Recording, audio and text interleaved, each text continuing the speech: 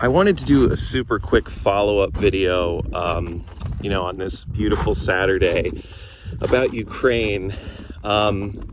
So I'm far from an expert on history or Ukraine, but my instincts here have proven valuable in the past. I don't know. I think I have journalistic instincts. And so I don't know. I'd like to actually start a discussion about this. God knows it's almost impossible to go to most forums and start a discussion. It's almost immediately removed. So obviously, I decry what's happening in Ukraine. If I had my way, Ukraine would be sovereign, would be left alone by Russia. This horrible invasion wouldn't be happening. That being said, there has been an internal struggle within Ukraine that's part of its story between those who want to face West or be nationalistic and those who want to be warm towards Russia. And so I'm just going to preface this by saying, stop with the with us or against us black and white mentality. Just because someone pushes back on a very pro-West narrative, it doesn't mean they support Russia. God knows I don't support Russia. I have no reason to. Russia's not paying this guy in a field to put out disinformation. But we know as a matter of fact that there is a appreciable pro-Russian contingent within Ukraine. We know that almost 13 million Ukrainians voted for Yanukovych.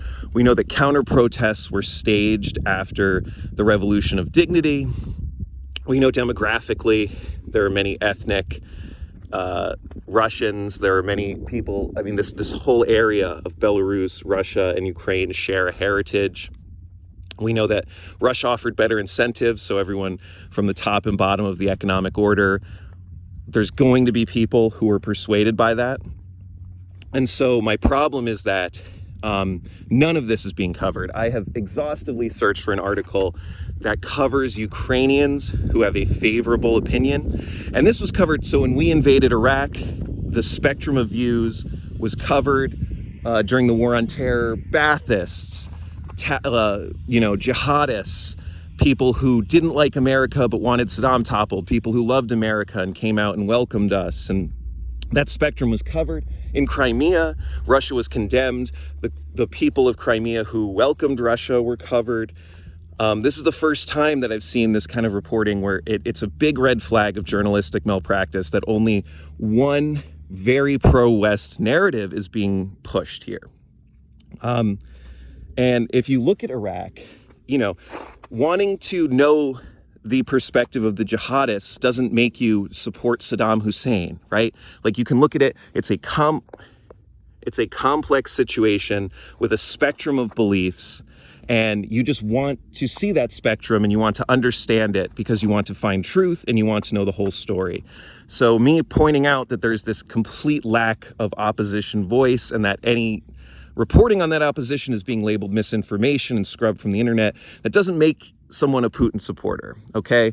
I care about the media. I care that it seems to me there's very obviously a lockstep narrative being pushed out. That doesn't make us smarter people. The media should stop trying to guide us into opinions. We can form our own opinions. And it's just strategically, they're not going to do it. Just like with the War on Terror years where the media acted irresponsibly, it caused huge blowback. And we're living in that now.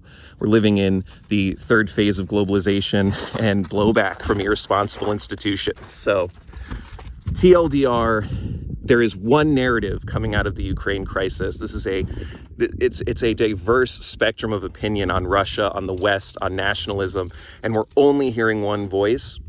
And I think that's a problem.